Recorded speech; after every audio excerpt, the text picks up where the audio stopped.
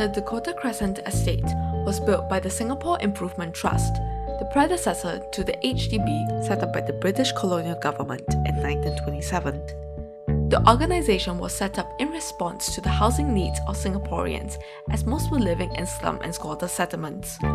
In this video, we'll be exploring this estate and some of its quirks 3 years after the estate was vacated.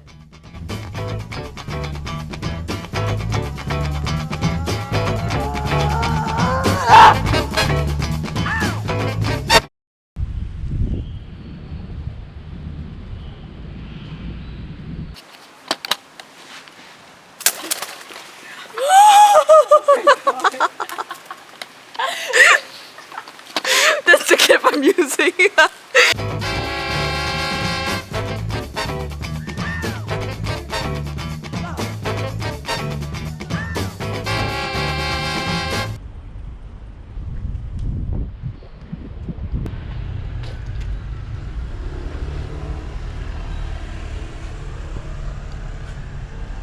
So we were just walking around and we found this thing, which is like understanding the Kota Crescent and the architectural and historical perspectives.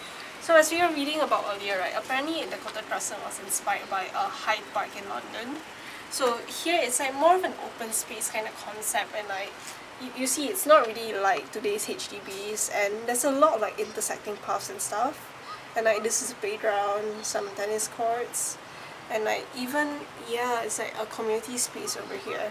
So if you look up like Hyde Park, London, and you see like the overview, it sort of looks similar to this, or it has at least like some similarities. And honestly, it was a good concept. I hope they're gonna redevelop it to be like something similar to this. Yeah.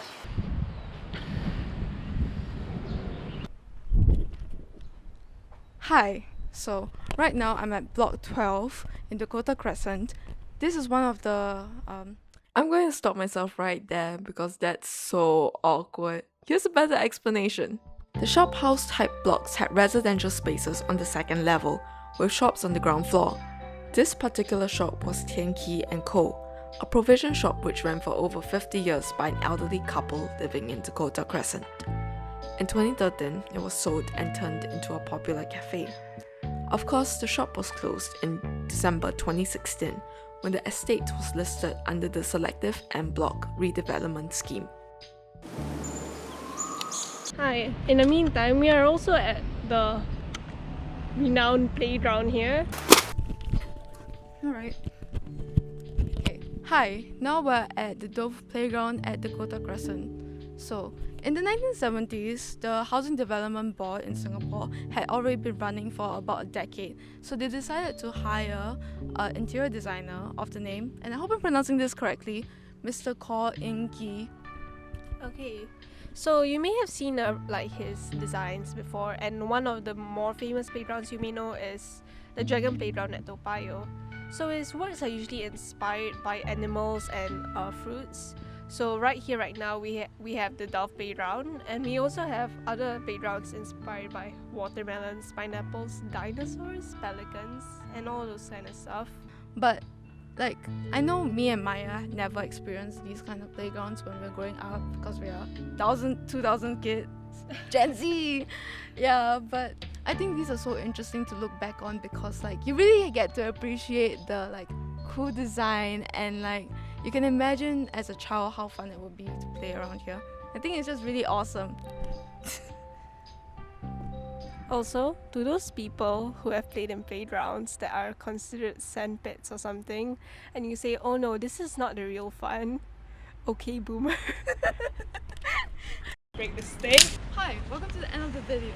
If you'd like to know more about abandoned places / places in Singapore that you might not know about, hit that subscribe button and you'll get more of this content.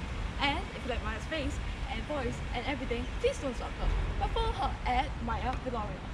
I'm picking my really strong stick, and yeah, I think that's the end of the outro. Yeah, alright, sure.